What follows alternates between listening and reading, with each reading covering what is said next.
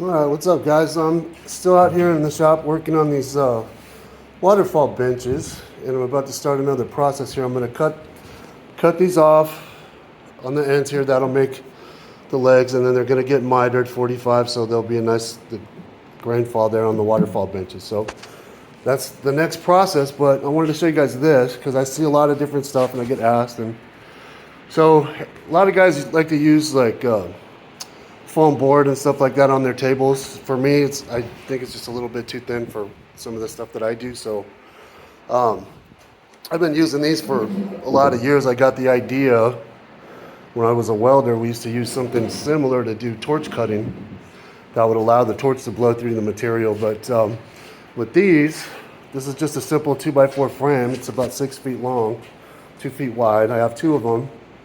And these I can throw up on a table like I have this one here, or I can throw them up on sawhorses to make a bigger working surface.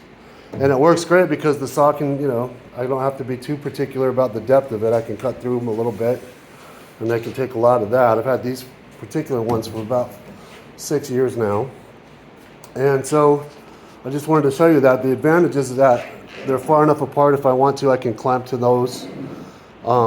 Like when I cut the end off of this long panel here, this is an 8-foot long panel. So when I cut this off, there's going to be no drop or anything. This is going to sit right here and remain supported all the way across. So it just makes it a lot easier.